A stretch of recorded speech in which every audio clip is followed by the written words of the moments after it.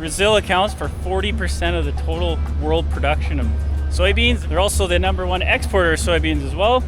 So definitely a big player when it comes to agriculture and total volume of some of the crops that get grown here.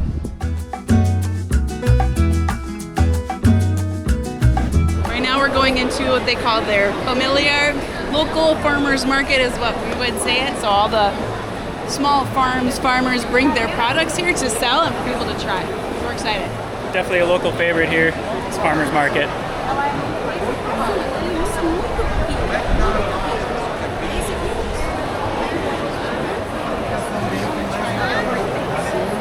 You want to try one of everything? Yes, I'll take one of each. All of it. Yeah, it's incredible.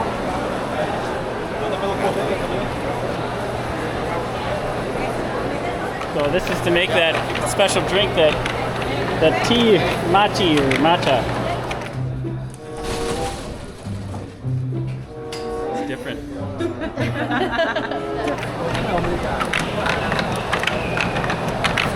Wow.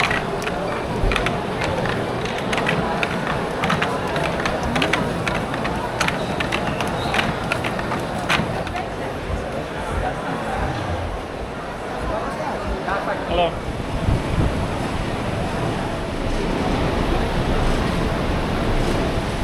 They've got cows.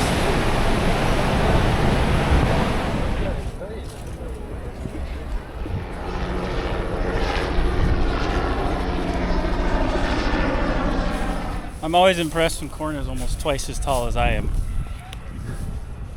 So one thing with Brazil is they've increased production 4 times, so 400%. Since 1990. It's pretty crazy. Brazil is now the #1 soybean producer in the world and #3 largest corn producer in the world behind the US and China, and they're quickly overtaking some of that too. A lot of that can be contributed to some of the varieties of seeds that they use, but also the fact that they can double crop on the same land, do 2 different crops in the same calendar year. Up where we're from, Midwest Canada, we can only get one, and then cold hard winter sets in. So it's something that's unique here. Really helps them produce a lot more yield per year of growing seasons.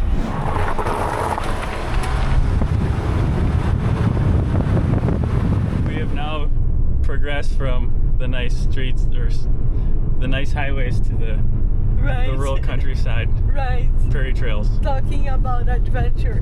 Yeah. Hello, Fernando. How are you today? Good, and you? Good seeing you. A lot of traffic today. Yeah, I had an adventurous route down the prairie That's trail. a good way to come. Yeah, this is incredible, guys. This is one of the owners of Stada. This is Fernando. We met Nicole yesterday at the show, and they've graciously invited us out to see how they harvest soybeans. This is the first crop or second of the year? No, the first one. First and mainly one. Okay. The main crop, soybeans, they're starting harvest here. So their main factory is way off in the distance there. The farm show's right there of Não-Me-Toque. And so really close. We get a chance to see what the harvest is like and see how they grow and harvest soybeans. But for example, if you go to the Mato Grosso, Midwest, they plant beans September, harvest January and February, and in the same time the harvest is going, the plant is behind of the combine. Yeah. To plant corn. The planter's right behind the combine. Yeah. They need to put the grain on soil very fast to maximize growing season. Yeah. It's a very fast operation. So yeah. This year is not good for us. We don't have rain enough.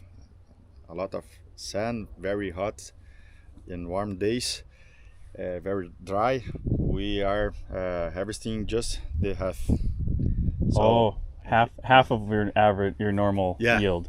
Not the normal, but 5.4 tons per hectare will be the normal or the good one. And here I think around 2.4, 2.5 tons per hectare this year. It's not a good year for us here in south of Brazil. In the north, we have a farm there. We have a lot of rain. So no rain here, a lot of rain there. We lost some beans. The beans are black fungus. The moisture content is too high. Moisture, yeah. Because you want to be what, 15% or? Yeah, 15, 14. Okay. Yeah, that's 16, but 30 is a lot. That's similar in the U.S. where we're from. Like we have winter coming with snow, so they have to harvest. Yeah. And then they run it through grain dryers, and it's expensive because you're burning fuel to heat and dry the grain. And they want to get it down to that 15% so they can store it. We have 6 months with rain, 6 months without rain. When we have a rain, it's a lot of rain. Warm and rain. The grain are decrease the quality. The good one, I had 90 bushels per acre. That'd be incredible. Yeah. Last year, for example. Last year was a good year, good yields, but this year's 2.5. Yeah, or less than 40 bushels per acre this year. In some of our areas, that would be a good crop because it's tough to grow soybeans. Converting tons and hectares to bushels per acre, right now they've had very little rain and they're only getting 2.5 tons per hectare, which is about 37 bushels of soybeans per acre. And a lot of times, like last year, they got double that, so up to 80 plus bushels an acre soybeans. So a big difference this year. They've been really dry. They're still green. Yeah, because the drought and the warm. So they're normally white when you harvest? No, They're green like this. the normal is about almost Or yellow. this one. Yeah. Okay. So is this high moisture content, or is just this color because of the drought? Because of the drought. Wow. So it looks like you guys have a larger combine. I noticed at the show they're a lot smaller, like smaller size. Yeah, here in this region, a lot. The mostly farmers, it's around 100 hectares or less. So 250 acres or smaller. Yeah. So a lot of small farms. Yeah.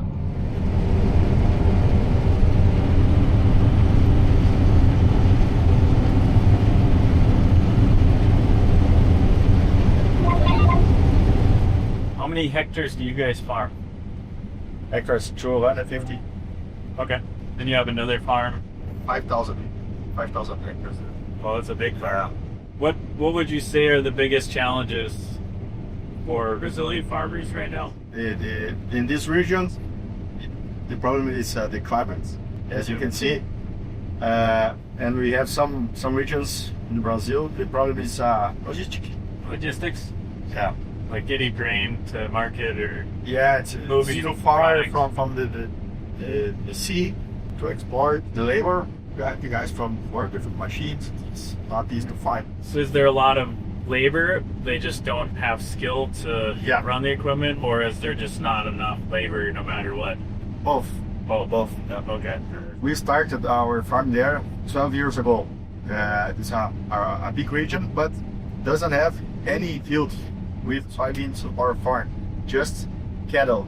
The culture from this region, take off from the horse and put in a combine. Oh yeah. So The technology gap is big. Yeah. In the U.S., it's also very difficult. In our region, it's so rural. There's very few people that live.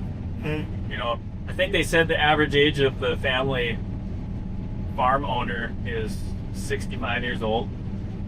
So there's this older generation that the kids are not coming to take up the farm. They don't want to farm. So this is showing your yield. That's your yield monitor. Yeah. So here it's not too bad as I expected. Yeah.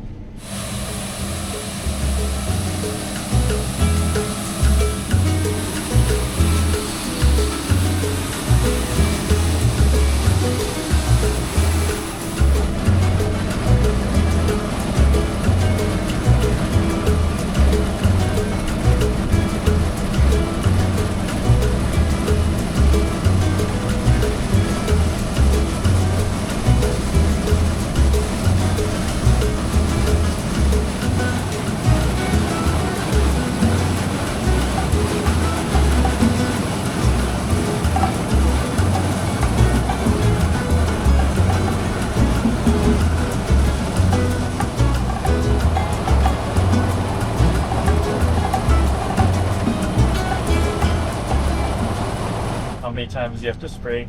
11 times. That's a lot of sprayer time. Yeah, it's different. And you guys make sprayers, Yeah, so you get to test it out a lot. yeah. Do you guys use GMO? No, sure. What's the acceptance of GMO in Brazil? People okay? At this moment, okay. Yeah. 20 years ago, it's Worried? yeah, Other parts of the world, they don't like GMO. They're afraid of it. yeah. But it seems like in maybe South America and Okay, but U.S. they I think so. use a lot of it. I think the market, it's the king. If you like more from no GMO, pay more. Yeah. And less yields. Yeah, Less less quality. yields, more costs. It's very hard to work with without GMO. Okay, you want to pay the same price with GMO or non GMO. It's the same price. The market is king. So I saw a statistic since 1990. You guys, Brazil has increased soybean production about 400% over the same hectares, Yeah, and that can't happen with traditional or non-GMO. Right? yeah, Like sure. GMO allows higher yields. And we have here, no drill, just planters and cover crops. As you can see, our fields is not U.S. fields. We don't have a good fertile soils. Yeah. We need to put a lot of fertilizer here. Here in the south, our fields is not flat. For example, when you go to the Illinois or Iowa or Indiana or Minnesota or Yeah, South Dakota, they're really it's flat. It's very flat. Black soils. Here we have a red soil. Yeah, this- Around 50% of clay. This reminds me of Oklahoma. Oklahoma. Oklahoma has red soil like this, Okay. and very dry. I don't know Oklahoma. They can't grow soybeans very well, so they do wheat and sorghum and alfalfa. Thank you, Fernando. Thank you. Appreciate You're the welcome. time. You're welcome. I learned a lot. Yeah, I'm too. That's a good experience to make connections from other people, another country. Yeah, Learn it's about the culture, about agriculture. here's one of the guard carts that Fernando's company Stutta makes. You'll notice they got a front and rear axle, so they put the tires front and rear so they can steer it easier. Back where we're from, they put them all in the middle and then just pivot it around with tracks or tires. But yeah, big grain cart. Fun to see different types of equipment that they manufacture and use on their own farm.